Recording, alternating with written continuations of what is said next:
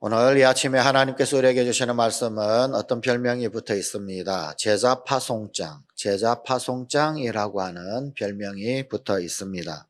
예수님께서 12명의 제자들을 특별히 둘씩 짝지어서 택하셔서 파송하시는 장면이기 때문입니다. 하나님께서는 첫 번째 선교사인 예수님을 이 땅 가운데 보내주셨고, 예수님은 12명의 제자들을 또한 보내셨습니다. 그리고 12제자들은 그 후에 수많은 또 다른 제자들을 파송했습니다. 그래서 그것이 오늘 우리에게까지 이어지고 있습니다. 자, 그러면 하나님께서는 어떤 형식으로 이 충성스러운 소위 제자 사역을 감당하도록 하십니까? 하나님께서는 세 단계로 이 제자 사역을 감당하게 하십니다. 오늘 본문 1절, 예수께서 그 12제자를 부르사, 먼저 부르십니다. 제자들을 부르십니다. 역시 1절 마지막 부분, 더러운 귀신을 쫓아내며 모든 병과 모든 약한 것을 고치는 권능을 주시니라. 권능을 주십니다. 본문 5절, 예수께서 이 12를 내어보내시며 명하여 가라사대, 이제 내어보내시며 구체적 명령을 하심입니다. 첫째는 부르시고, 둘째는 권능을 주시고, 그리고 셋째는 구체적으로 명령을 하십니다. 이것이 하나님께서 그 종들을 사역하게 하시는 세 가지 단계입니다. 주님의 부르심을 받은 자, 그들이 제자입니다. 예수님 곁에는 언제나 많은 사람들이 있었습니다. 북적대고 있었습니다. 그러나 그들은 사실 처음에는 다 무리에 불과했습니다.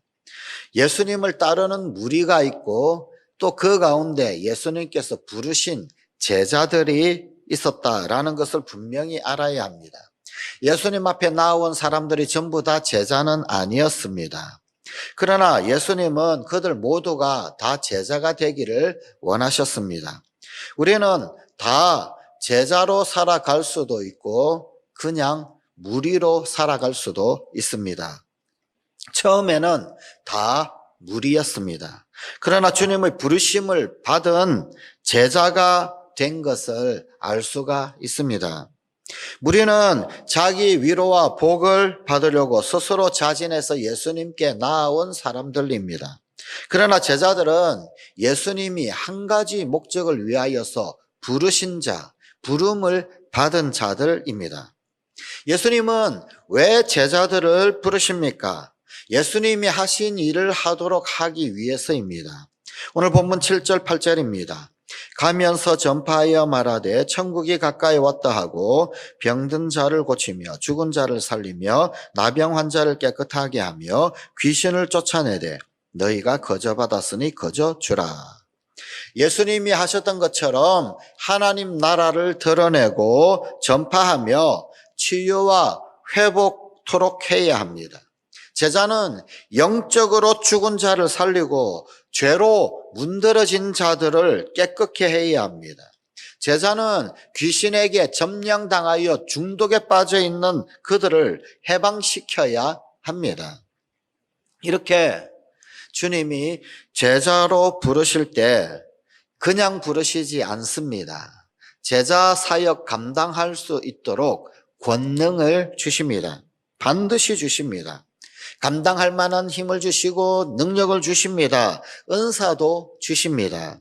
복음 전파라고 하는 목적 아래 귀신을 쫓아내고 질병을 치유하는 권능을 그들에게 부어주십니다. 하지만 이 기적의 주체는 주님이십니다. 그러므로 그 어떤 기적 앞에서도 겸손해야 합니다. 겸비해야 합니다.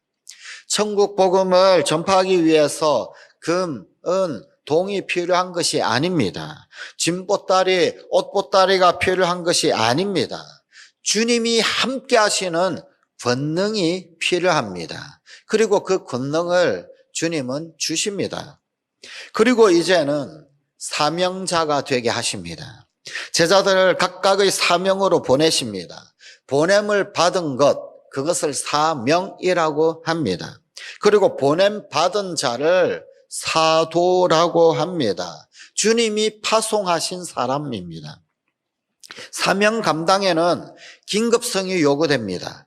허비할 시간이 없습니다. 오늘 본문 5절 6절입니다. 예수께서 이 12를 내보내시며 명하여 이르시되 이방인의 길로도 가지 말고 사마리아인의 고을에도 들어가지 말고 오히려 이스라엘 집의 잃어버린 양에게로 가라. 또 11절입니다. 어떤 성이나 마을에 들어가든지 그 중에 합당한 자를 찾아내어 너희가 떠나기까지 거기서 머물라.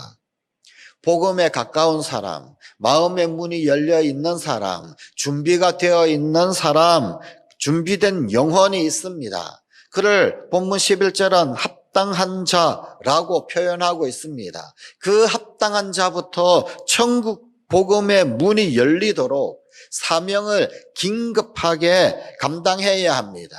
아직 준비 안 된 자, 아닌 준비된 자에게 먼저 다가가라는 말입니다. 시간이 없다는 겁니다. 긴급하다는 겁니다. 준비된 영혼부터 천국 문이 열리도록 그렇게 해야 한다는 것입니다. 또한 평안의 복음이 준비한 것으로 신을 신고 사명 감당해야 합니다. 평안의 복음입니다. 본문 12절 13절입니다. 또 그 집에 들어가면서 평안하기를 빌라. 그 집이 이에 합당하면 너희 빈 평안이 거기 임할 것이요 만일 합당하지 아니하면 그 평안이 너희에게 돌아올 것이니라. 평안의 복음이 임하도록 기도의 능력과 복음 전하는 자에게 적어도 복이 있음을 약속하신 말씀입니다. 이 확신으로 사명 감당하는 것입니다. 하나님께서 우리들을 부르실 때는 사명을 주시고 사명을 주실 때는 감당할 수 있도록 권능을 주십니다. 미국의 루즈벨트 대통령의 특별보좌관이었던 홉킨스가 1945년 얄타 회담에 참석했었습니다. 그때 그는 기념으로 소련의 화폐였던 1루블짜리 지폐, 그 지폐 한 장에다가 그 당시에 세계 지도자였던 처칠, 그리고 스탈린, 그리고 루스벨트, 이 세 사람의 사인을 그 1루블짜리 지폐에다가 받았습니다. 그 당시에 1루블은 미국 돈으로 한 $10 정도의 가치가 있었습니다. 그런데 1981년 그 1루블짜리 지폐가 $5,000에 팔렸습니다. 원래 $10짜리 가치가 세계적인 지도자들의 사인이 거기에 담겼다라는 이유로 무려 500배 이상의 가치가 상승한 것입니다. 예수님은 나에게 어떤 가치를 주셨습니까? 어떤 가치 심어 주셨을까요? 예수님 안에서 나는 얼마나 존귀한 존재가 되어 있습니까? 처음에는 다 무리였습니다. 그러나 누구는 제자로 부르심을 받고 또 사도로 보냄을 받습니다. 무리와 제자, 지금도 같은 자리에서 같은 시간에 함께 앉아 있을 수 있습니다. 그러나 이들은 예수 앞에 있는 목적이 다 각자 다릅니다. 그에 따른 가치도 다른 사람들입니다. 로마서 8장 17절입니다. 자녀이면 또한 상속자, 곧 하나님의 상속자요 그리스도와 함께한 상속자니 우리가 그와 함께 영광을 받기 위하여 고난도 함께 받아야 할 것이니라. 이제 나의 가치를 스스로 정하십시오.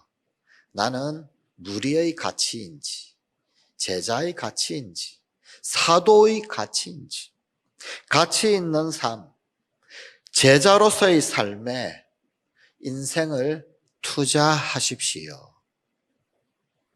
기도하십시다.